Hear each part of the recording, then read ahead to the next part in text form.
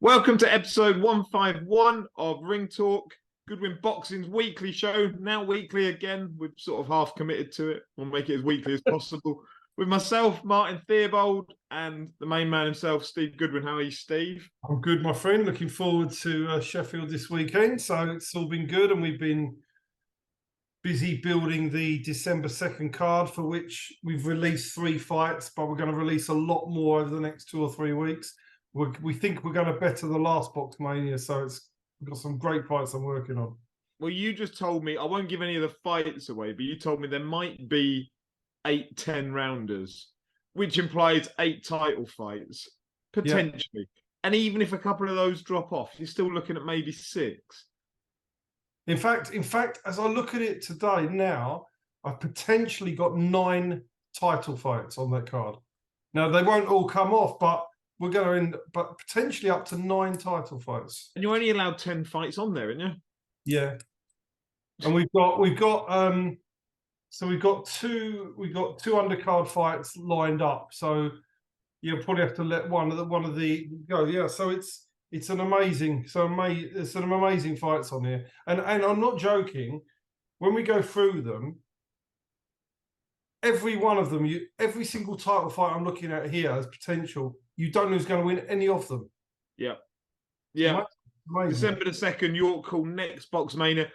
What are the fights you can talk about on here at the moment? The one just to whet the appetite. I can talk about 4 fights that we've released. So Lauren Parker for the European super flyweight title against Jaspina Di Stefano, which is a great fight. So that's great. Peter Murgat against Ramez Mahmoud for the Commonwealth Silver super bantamweight title. That's a cracking fight because Ramez needs that win, doesn't he? He's desperate for that win. Peter Murgat, he's had opportunities. He's sort of been around that southern area and sort of progressed onwards. That's a cracking fight. And we've got Adrian Redman challenging our William Webber, which is a final eliminator for the English super middleweight title, which is a cracker. And Yusuf Kamari is also boxing on there as well. We announced that, but haven't decided just as yet what we're going to be doing. There's a possibility of him being in a title fight, but if not, he'll be in a 6-rounder. And so what we announced, but that's what we've announced. We announced 4 fights, and over the next few weeks, once the board meet next week, both at area level and the main board, there'll be some more fights hopefully to be announced. Either way, Yusuf's coming home December the 2nd on a Goodwin show. And do you know what? I'm getting to that point now. I've had a period of like malaise, sort of lost, not interest, but the interest has dipped. But I know when my interest is rising again because I start reading the board notices and checking for the board notices on their website. That's when I know that I'm starting to get the appetite back for it again. I think your shows are doing it, Steve. But you know what? I genuinely think, and I mean this, I think the Box Mania thing's genuinely lifted my enthusiasm back. And when you think about them, if you've got that once every 3 months, and I'm going to build these phenomenal shows every 3 months, it really gets you back in the thing for it. And you accept the other as a baby show. But if you can do this one, everybody associated is really excited about the next one after the last one. So it makes an event, doesn't it, every 3 months? And that's what I'm aiming to do. One big event every 3 months. It does. And those other ones you're talking about being baby shows, they might be baby shows, but they're opportunities for everybody on them to earn a slot on one of the big shows that only happen every 3 months. You've got to fight for it. You've got to be in interesting fights and earn that opportunity. Exactly. It creates its own little mini ecosystem. I love it. Yeah, this is the new way, and we're signing lots of new boxers all the time at the moment. We're really busy signing. So we just got to keep. Again, we haven't released a lot of these, but just keep going. But some fighters who have got some interesting fighters who were around a couple of years ago who are now coming back under our management, who were just around about title level when they stopped. So they're going to be back in titles pretty quickly. So some exciting stuff coming, some really exciting stuff coming. So we'll drip feed those fights through over the next few weeks. Just as a little taster, a little appetizer. I saw you were out for lunch with Denis Denekachev. Yeah. And I mean, I like to always, when my fighters win a title, take them out for lunch, a bit of food, and we do that. I've got to do it with Andy Gill, Yasser Gainer, and Lewis Frimpong, and I've got to sort something out with Brad. But yeah, so Dennis, we're going to have something big to announce for Dennis, hopefully end of next week, and that will be also on December the 2nd. So yeah, it's great. There's some great fights. I mean, December the 2nd, and I really mean this, 1,000,000% there'll be no tickets on the door. I'm telling you now, it will be sold out prior to the night. So anybody that wants tickets for that show, I swear you will not be getting them on the door. It will sell out early. So yeah, it's just make sure you get your tickets in advance. And I talked to so many people, some near, some far, that haven't been to York Hall before. Go to York Hall, December the 2nd, because it'll be better than any of the televised York Hall shows that are going to be on between now and December the 2nd, or have been on recently. This show will be better than any of them in terms of the fights that are put on. I know some of them, I don't know all of them, but the ones that I know already make it a better show. Yeah. And there's the bigger ones to come as well. So it's great. It's great. Yeah. If you're ever going to go to York Hall, go on December the 2nd. 100%. 100%. This is the one. Right. Anyway, that's a long time. We'll drip feed more and more fights sort of as they're confirmed as we get closer to the date. But there's a big weekend for Goodwin boxing going on this weekend up in Sheffield. A man who not only is an outstanding boxer, is an outstanding person. I just love him to bits. Linus Udofia. This is it. I don't think I've ever been as excited, as nervous, as whatever it may be for a fight. This is Linus's time to shine. The bookmakers obviously agree with me. I don't know if you've seen the change in the odds in the bookies. I looked the other day, they were both 10 to 11. That's all gone.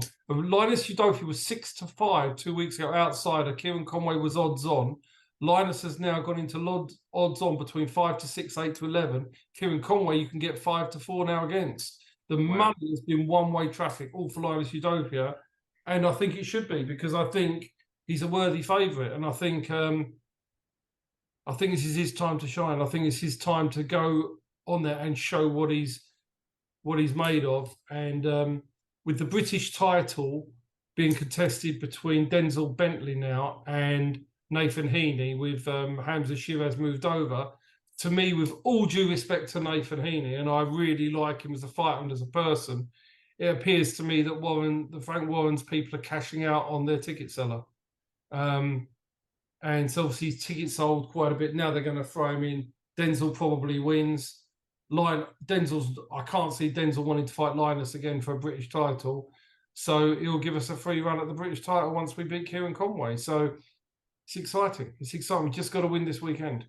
Yeah, I think Denzel wins that. And by the way, that Frank Warren show, that Magnificent Seven show, I think that's a brilliant card that he's put together there. Absolutely brilliant. This is what boxing needs. The Frank Warren, it's a proper night of boxing. And I criticise TV shows, we do, right? Yeah. But we're not criticising everybody we're criticising because they deserve to be criticised. But that's what boxing needs, shows like the Frank Warren is putting on there, for sure. Yeah, that Frank Warren show this Friday night at York Hall, I haven't got a clue why on earth any broadcaster is touching that. It's utter garbage. However, that Magnificent Seven show that he's putting on, I think, is brilliant. I agree. And it's only fair to give sort of a balanced view on both. I agree. I think Denzel Bentley, I think, walks through Nathan Heaney. Yeah. It'd be interesting to see what they do with Hamza Shiraz. And because Shiraz was meant to be fighting Bentley for the British. He pulled out, so... Yeah. So do they try and then reposition him? My assumption would be that sort of Bentley would relinquish the title after presumably beating Heaney. Yeah. Does he then give the title up, and do they try and move Shiraz back into that position? I don't know. No. But either way, whatever they do, they're going to have to fight my man Linus, because I've never been so nervous and so confident at the same time. I'm the same as you. Yeah, like I think he does a number on Conway. But yeah, like I'll be watching through there. Yeah, I'll be the same. It's gonna, but look, I'm really confident. Really confident. I think he's going to show what he's made of. I think the Denzel Bentley fight will make him. I think he'll never make the same mistake twice. And I think that experience of that Denzel Bentley fight, he hasn't got the miles on the clock Conway's had.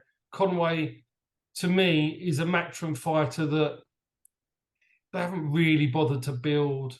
They've not really been that bothered about him. They've put him in all hard fights away from home, and so I just think that Kieran Conway, and I think he's a good fighter. I'm not going to. Yeah. I just think Linus is better, and I think I think we're going to see that. But I hope I'm right. Let's hope I'm right. Yeah, it feels like with Conway, they've kind of used him as a development talent for other people within Matchroom, and sort of put him in. He fought over in America, and he's never been their priority. I think it's probably fair to say. Yeah. It's not to say that he's a bad fighter whatsoever. I think he's a very good fighter. I just think, and more than anything, hope that Linus is a better fighter on Saturday night. Yeah.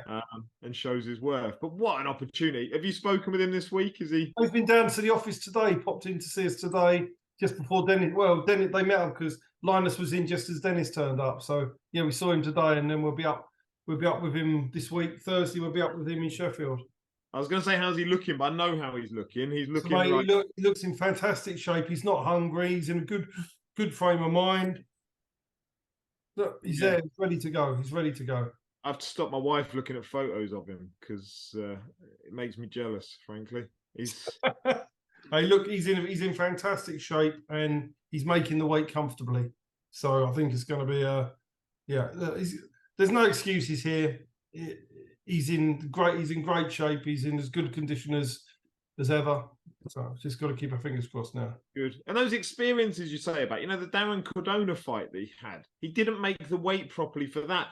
Maybe it made it properly, but on the day he was sort of touch and go on the scales, and he had to go away and reweigh and come back. So again, those experiences, I'm sure the Bentley fight, they all build up to making him a better fighter and a better prepared fighter.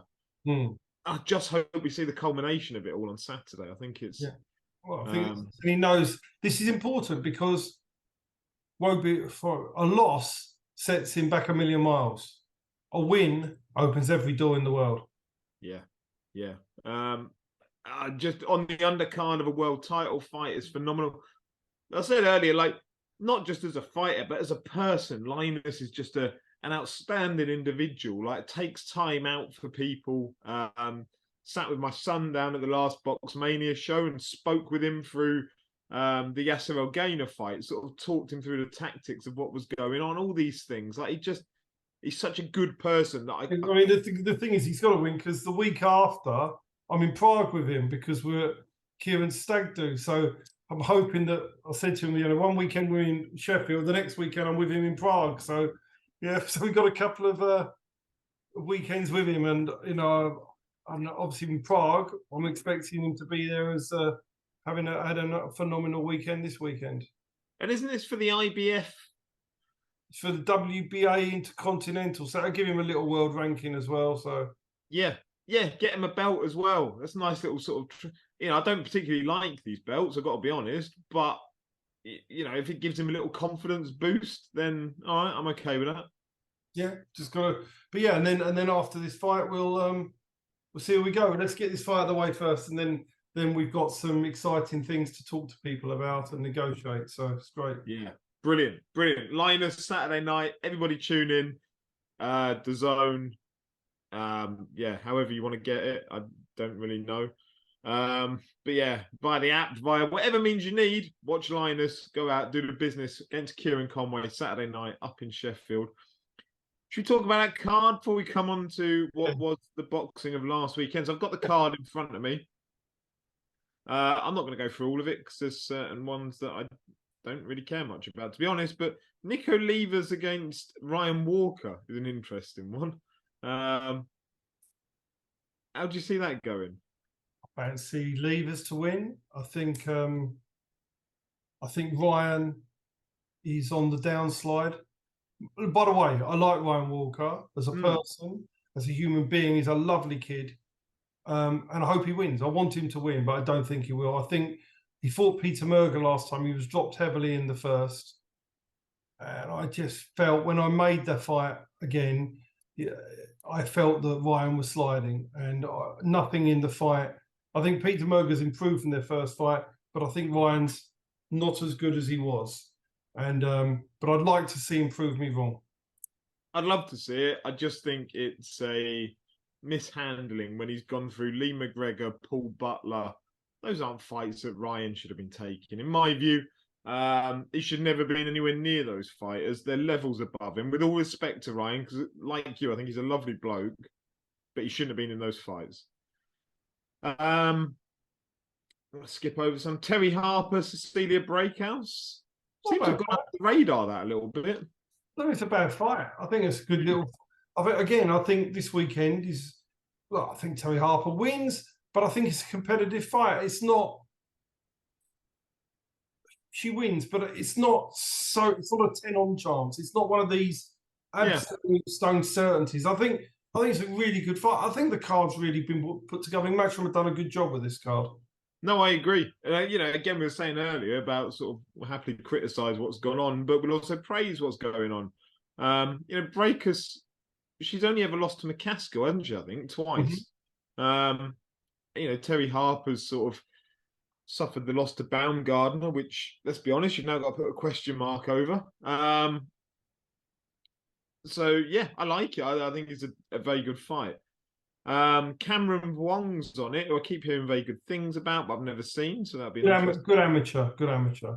Yeah, I've heard sort of outstanding things about him, but some of that's from Sam Jones, who, Sam Jones, love him to bits. Talks up any prospect that he's got on his books, which is kind of his job. So good on him. And then the main event, Lee Wood, Josh Warrington. Yeah. I see a lot of people ruling out Josh Warrington. The odds sort of rule out Josh Warrington. I don't know. I give him a chance. I don't think. Look, you've got to favour Lee Wood, haven't you? But it just depends how much he's got left. The best Josh Warrington would be probably slight favourite to beat Lee Wood, I think. But it's not. I don't think it's the best Josh Warrington anymore. I think it's how much he's got left, and he's definitely not at his best now, is he? So I'd probably side with Lee Wood, but not with total conviction. If Josh Warrington can roll back a couple of years, it'll be a great fight. Yeah, I think what other fight to get you up for if you're Josh Warrington? If you can roll out the version that fought Frampton, I think you'd give Lee Wood hell. Just that work rate and sort of sitting on the chest and just coming forward, I don't think that would favour Lee Wood at all. Whether we can see that or not, whether that little Mexican nutcase has taken it out of him, I don't know. We'll see Saturday night. But overall, good fight. And it's that sort of getting that balance of a world title fight that means something at the top, sort of a very good domestic fight in Udofia Conway, a world title fight in the women's division, sort of that balance, few debuts, few young fighters coming through. I like that as a balance of a card. I think that works for me. Yeah, I agree. So full credit to that card. It's a decent card. I'm not saying it's outstanding. It's not like Frank Warren's Super 7, but it's a good, solid card and well worthy of a TV network picking it up, unlike Friday's one, which is pretty. Yeah. Well, let's come on to Friday. I'm not going to pick up my phone at all because off the top of my head, I know Ellis Zorro is fighting on it. And I looked through it earlier and I can't remember anyone else. I did look at it as well. Yeah, but I'm the same. I don't understand what's in it for TNT Sports to be broadcasting that. I don't understand what's in it. I know it's a development show. You talk about your own shows as sort of development shows. Sort of, there are levels to where promoters put things on. I don't understand why this gets televised. Neither do I. I don't get it. It's not. If I was at home, I wouldn't even bother staying to watch it. No, it's not even sort of next gen levels. But there we go. Friday night, York Hall. You've got nothing better to do. Go along. I don't know. You can watch. Is it Big Brother started? That's probably something. It's probably better to watch that. It's probably more entertaining. Yeah. I think it's pretty. you know, I'm not at home. I'm in Sheffield, but I'm pretty sure if I was at home on Friday, I'd probably sit with the telly and watch. We're watching something called The Split, of BBC's drama series. I'd rather watch that. Yeah, I am at home Friday night. I might paint a wall and watch it dry or something. It seems a relatively decent alternative. Let's go back to last weekend then. Let's round this up. There was... Oh, my camera's gone dodgy. Why is it gone? It always does this. I think that's the TV networks after I criticise them. The DAZN show last... Now, I've got to confess, I was away all weekend. I haven't watched a minute of anything. I've watched everything. Any good?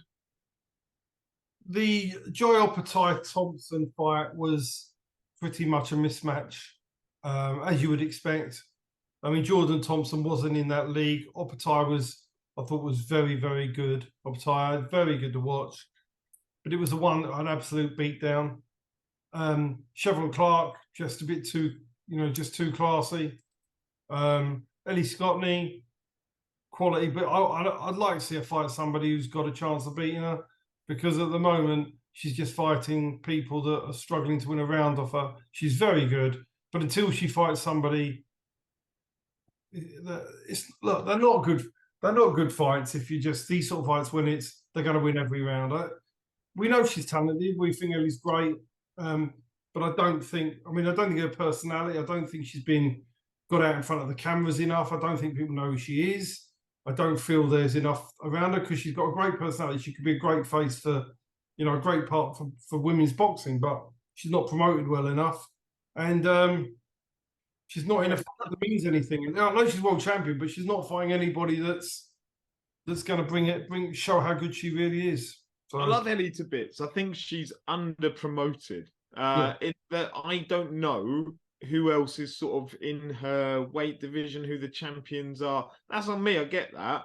But like normally what you tend to get is they're talking up the next couple of fights ahead against who those other fights are going to be when they get through these sort of defenses of, I don't know if that's a mandatory or voluntary, to be honest. But we haven't had that. We haven't had that sort of selling of the vision of the future of Ellie Scotney. And I think that sort of hinders her a little bit. I was listening to my friend Terry's podcast this week, and he said the thing you miss most on an Ellie Scotney fight night is the Ellie Scotney tweets. He's saying, when other fight shows are on, you sit and look at her tweets, and they're brilliant. She's got that brilliant sort of dry personality, taking the mick out of what's on TV.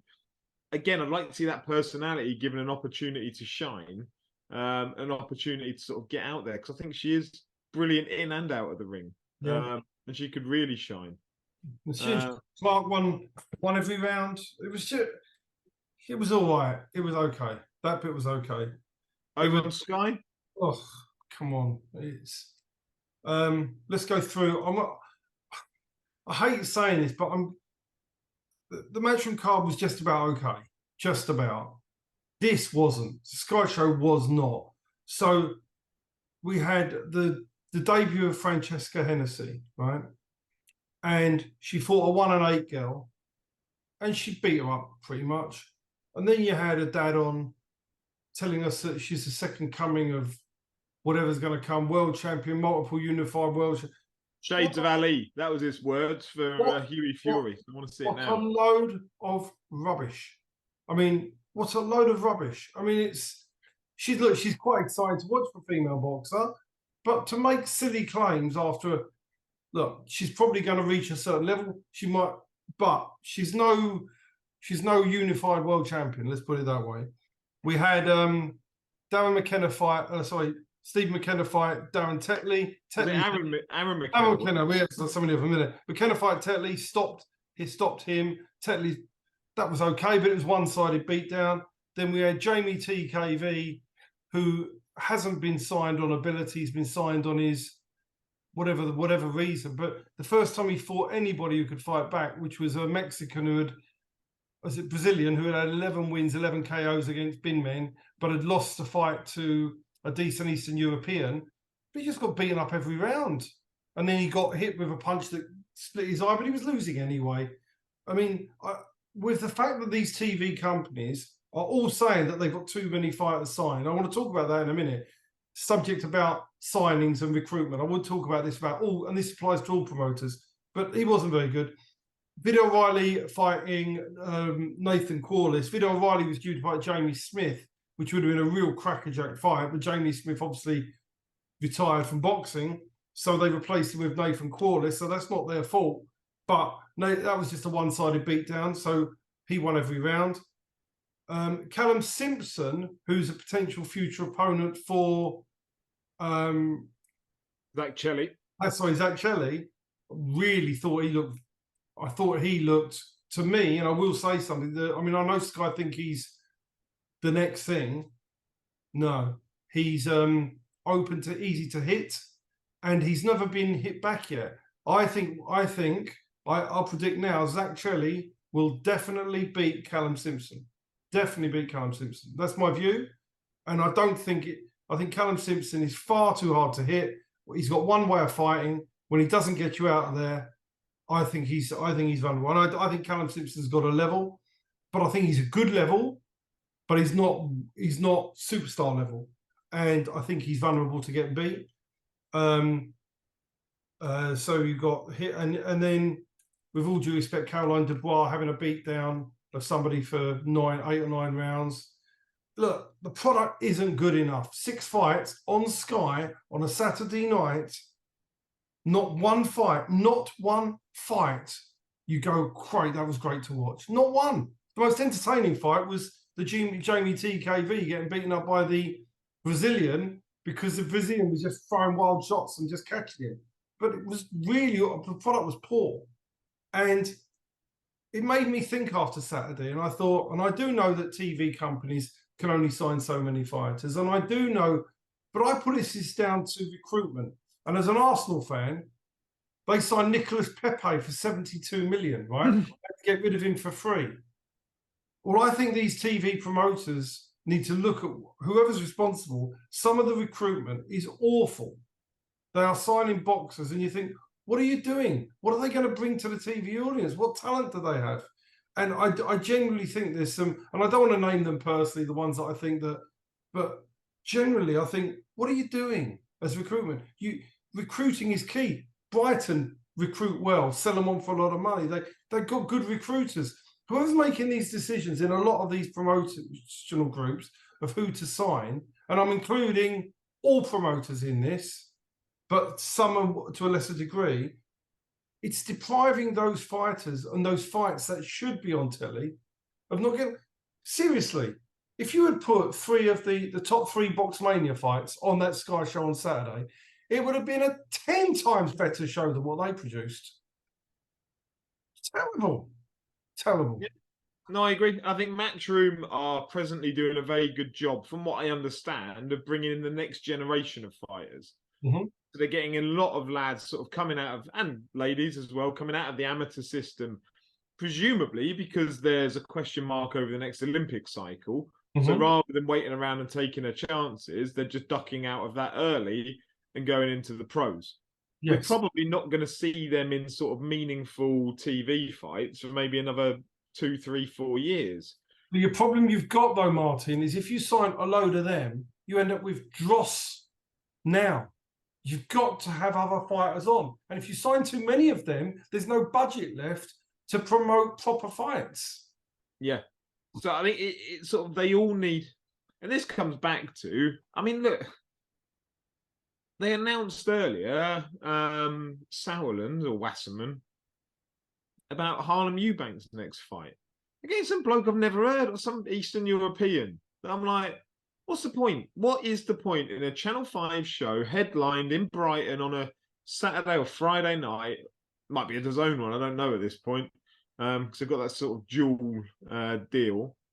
Headlined by Harlem Eubank fighting his, I don't know, 95th Eastern European that I've never heard of. Like, you've got that talent, Harlem Eubank. He's a good fighter. There's nothing against him particularly. But why is he not? Like, why? This is where my issue is. I always think the board should have a limited number of promotional licenses that they're able to offer out at the very top level for TV deals, then sort of maybe a secondary tier and a tertiary tier whereby sort of, I don't know, you have 3 TV promoters tops, then you have sort of 3 bigger small hall and then 3 smaller small hall. And you squeeze all the talent into stables that way. And then you actually make fights happen. Because at the moment, if you've got TNT Sports, Sky Sports, DAZN, Channel 5, like, it doesn't work. There aren't enough, in my view, there aren't enough good domestic fighters filling up these cards. And the only way you do that is you squeeze the license in. But there were fights they turned down. Honestly, it needs a shake up, and you know, I genuinely don't know who does what at which TV network, but you've got to look at that card on Saturday and think that's really not. You know, you can't have a Sky product. How many people down the pub go, got to get home, got to go and watch Caroline Dubois, she's top of the bill? Are you? No, nobody. No, I agree. And you go back to that DAZN show this forthcoming Saturday. What I said earlier is I like the makeup of that card. A meaningful world title fight. Sort of the fact that it, you know, maybe one of them is a little bit over the hill, but it's 2 Brits. That sort of brings something to it.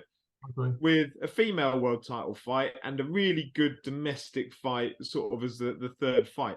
That means I know I can tune in if I'm at home at sort of 8:30, 9, and I'm going to see 3 decent fights through to 11:30. There's another one as well. Hopi Price, Conor Coghill's good fight. Yeah, 2 undefeated fighters. There's 4. They got 4 fights on that are worth watching. Genuinely, 4 good fights.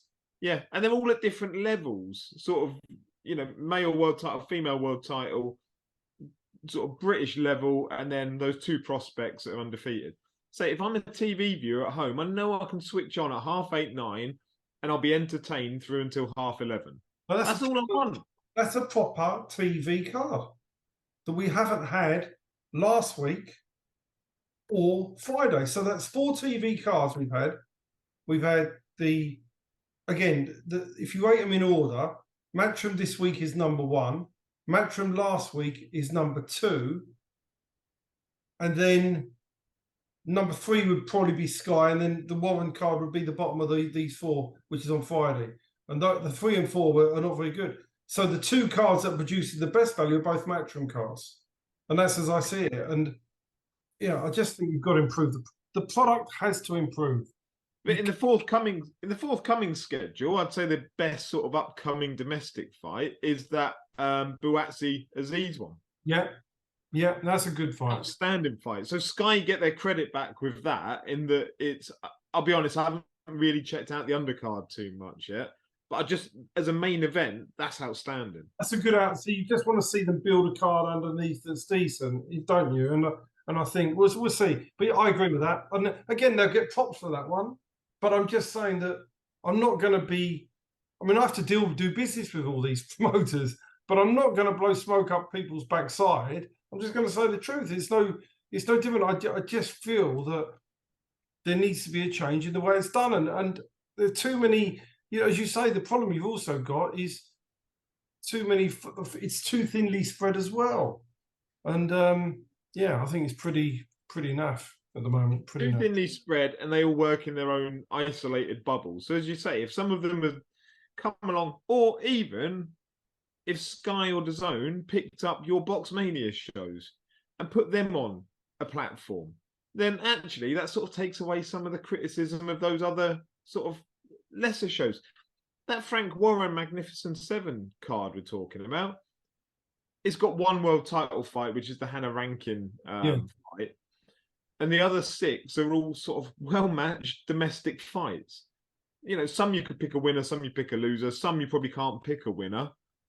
But it's sort of well-matched fights. That's what your shows are. Get those on TV. I actually think Box Mania should be on TV. I'm not saying the other shows. I'm not. Box Mania should be on a TV network. Should be. But probably won't ever be. But it should be. And you know something else, though? And I'll just say this. If tomorrow, and we're not going to be, if I was Sky promote in charge of Sky tomorrow, right, and somebody said they wanted, or that last year they'd have wanted us to have been the promoters for Sky Sports, do you know the first phone call I would have made? I'd have rung Eddie Hearn up and said, let's go and have a sit down and have a meet. Let's go and sit down and have a meal, talk about, I'm not going to ever slate you off because I think you're a good promoter, right? Let's stop all this. I don't want any of this nonsense anymore. Let's sit down and find out how we can work together for the benefit of boxing and actually get dialogue where, rather than slating each other off on things, where you can sit down and go, no, we can have a proper discussion. I'm never going to slate you off. So if you want to slate me off, you can, but you're never going to get me doing it. But let's sit down and work together for the good of boxing, the good of all our fighters. How hard is it? How hard is that? Yeah, I think you'd always accept everybody's got their own interests at heart, but it doesn't mean you have to live in isolated worlds. Exactly that. Taking shots. Exactly that. And that's how I just don't get it. Don't understand why not. Because there are times when you want to make fights, don't pull people out of purse bids with 5 minutes to go. Don't do that to another promoter. It's stupid. If you don't want to do the fight, say to them, I'm not going to do this fight, get on with it. Don't do this thing because you just antagonize each other all the time. And I'm sure there's things done both ways, but you just don't have to work that way. And it needs a change. And obviously, you know that, obviously it's the same with Frank Warren. They don't communicate with Eddie Hearn either. I think they're trying to do bits and bobs with Sky, but it depends on the characters involved at each promotional outfit. You need to have reasonable people that you can sit down and talk reasonably with. And as long as each promoter has got that, they should just sit down together. Although you start to fear now that sort of it looks as if Warren has now built that relationship over to Saudi Arabia. Saudi Arabia brought in Joe Gallagher, who now seemingly doesn't get along with Hearn particularly well. They brought in Frank Warren for the Fury fight. If they're parking their tanks out in that Saudi Arabian sort of district, then that moves them further away from dealing with Hearn, you'd suspect, because they can go and sort of make their money over there and make their relationships over there, assuming there's a slightly longer term goal than just the Fury fights out there. Yeah, exactly that. But that'll be interesting. But it does need, what I'm saying is, and I know Kev is our friend and he's working at Sky, obviously now, and hopefully he's an intelligent man, a very intelligent man. And I would never discuss this with him because it's not my business to discuss it with him. But hopefully he'll see all this. And I'm hoping that he's able to make some changes, positive changes over the time that he's there and help to, because he would get this. He would understand this. So he would. Yeah, he's a man he's very strategic thinking, but he's also got a lot of integrity, and I'm sure collaboration is sort of on his agenda, which hopefully it will be, and hopefully we'll see a benefit as fans. You'd never imagine if Kevin was involved, he wouldn't be on video insulting other promoters. He'd never do that. He'd never do it. It's just not. And neither, to be fair, does who works alongside John Wishhausen, a very, very good man. I mean, I don't know what the hierarchy is or what's set up there, but this is just nonsense. There's no need. Just no need. Just no need. And I'm sure that. Why not? I mean, it's even the same at small hall level. People say to me, who's the competition? There isn't any. You're just trying to do the right things for fighters, give them the opportunities, bring them through, give them a TV opportunity, try and get them to maximize their career. You're not in competition with other promoters, you're in competition with trying to make sure your boxer can get every opportunity. And if it means work with other people, it's not a problem. It's just not a problem. But I've often said this to people sort of that don't necessarily know you, but know about boxing, and sort of if I have conversations about it, is that the reason I'd sort of always recommend yourselves, and like outside of friendships, the reason we have a friendship is because you're one of the very few decent people in boxing that doesn't do it for the money. You do it to sort of occupy yourself and give yourself sort of mind challenges. And you like guiding and you like seeing the success of other people. It isn't to be in competition with them and them and them and them. It's to try and do the best for the people you've got under your guidance. And you know, it's not money driven. It's driven by a desire to see people do well. And I think that's the difference. And that's why it doesn't. That's why I don't feel like that. I don't feel like I will pull people up if they do the wrong thing. 100% I will. Like cancelling shows, right? Pisses me off. Doesn't affect me because it's not my fighters on them. But it pisses me off for the sport and the boxers. Yep. If you can't suffer a loss, you shouldn't be promoting. If you can't stop, and you know, we can list the people that cancel shows and who does what. You could have a table of it all, but it really pisses me off. Really all you've got to do is see who's got a show on at Tolworth Leisure Centre, and you'll find out. Well, they've only done one though, haven't they? They've only cancelled one, haven't they? I don't think that's the worst. I think that's only one. But but others, it's. I mean, I think there's been in the last month. There's been about 4 to 5 shows cancelled.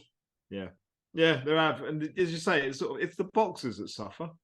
Yeah, but then sort of longer term, it's not just that they lose that one fight opportunity, it's that they lose confidence from people that are buying tickets from them for their next fight and the next fight. And actually, sort of, that's the hardest part of being a boxer at that level, is building up the sort of constituency and the people that will buy stuff from you. Yeah. So losing that confidence is sort of almost career ending. Yeah, I agree, and that's the thing. And if look, you get some boxers that are their own worst enemies, they pull out with a week to go, and they shouldn't be pulling out of a week to go, and they've got no logical reason for doing it, and then they cause it upon themselves. But the promoter shouldn't. If that happens and they cause their own problems, that's down to them. But it shouldn't be the promoter that pulls it on them. Never. But they do. And again, I think you've got to be prepared to something. You know, and that's my pet hate. But apart from that, I'm happy. I mean, I had from the Tolworth show over 2 shows, we put on 3 of the fights that got cancelled. We managed to get 3 on. We would have got a couple more on, but the board wouldn't allow us, believe it or not, to put more fights on. But we'd have helped more boxers out, but we weren't allowed to. But it doesn't matter that it's that promoter or that person. My thing's to the boxers, if we can help those boxers out, then help them out. It doesn't matter rival promoters, rival managers. If we can help them, we'll help them. And that's how it should be. It's how it should be in boxing and in life. And so that's the thing. And I just don't understand why you listen to it. I mean, it's ridiculous. You've got Frank Warren permanently having a pop at Frank Smith. You've got Frank Smith and Eddie Hearn having a pop at Ben Shalom. You've got Ben Shalom having a pop at Eddie Hearn and Frank Smith. It's just stupid. There's no need for any of it. You're all grown men in the same industry. Just sit down, crash it out, and say, look, we're just going to try and just treat each other like a load of adults. I don't get it. Just don't get it. You know what? They're all ratings people, aren't they? They're all people that are looking to drive ratings. Do you know what? The one thing I reckon that would do more views than 90% of boxing is a sit down with those 3 promoters, filmed and put out on a channel. I agree. And why shouldn't they do it? They're brief. I mean, I just don't get it. They sat and thrashed it out, that would get huge numbers. I mean, it shouldn't be about the promoters, really. It should be about the fighters. As we had a little discussion and I put something on our group, and I'm not going to say any more than that before we come on, and I was horrified when I saw it. But yeah, some promoters, it seems to be more about them than it is about the fighters, and it shouldn't be. But, you know, I think I just don't see why they just don't do it. And they're sorting out. It's just, you know, life. We're only here for a short time. We're all going to pass away. We're going to finish off doing something else. We're going to be. Why would you not just make things easier for everybody? It's just... Agreed.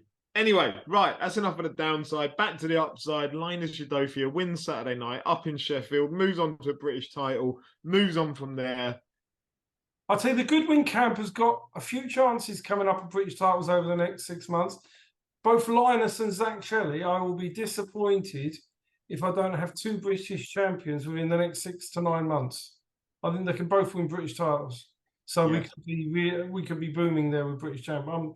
I think they've both got great chance, and a European champion. So with Lauren, so I'm really hopeful of having a European and 2 more British champions, apart from the plethora of English southern areas and everything else that we get.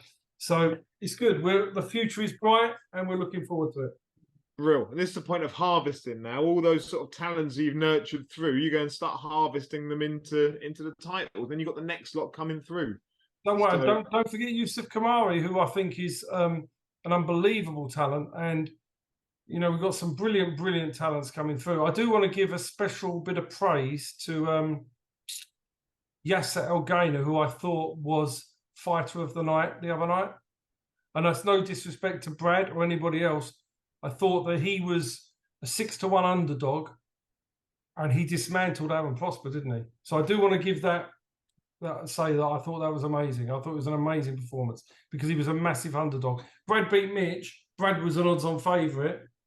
Dennis and Sajid, it was close, but he was considered by the bookmakers to be a no-hoper. So I think he deserves special credit for the other week. Yeah, and I think you and I both said sort of round one at the end of it, sat thinking, oh, shit, he's in for a tough night here. And then he made easy work of a very good fighter in Aaron Prosper from round 2 onwards, and he was exceptional. Yeah, so looking forward to his career building as well. But that's one thing because we've got some very good super lightweights in our stable now, and a lot to look forward to in the super lightweight division. Yeah, sure. And we'll be announcing some fights for at least one of them over the next few weeks, hopefully. So hopefully 2, I think 2 or 3 with any luck. So real a lot to be excited about. Roll on Sheffield Saturday night. We'll be back next week, hopefully with very happy people after this weekend with any luck. Yeah, we'll be sat here glowing. If not, there won't be a ring talk next week. So we'll be sat commiserating. But best of luck to Linus. He's the one who'll go out there and do the work. He's put. I think we'll do a Q&A next week, Martin. So we haven't done one for many months. So we'll stick it out for next week. Brilliant. All right, excellent stuff. In the meantime, best of luck to Linus. He deserves it all on Saturday night.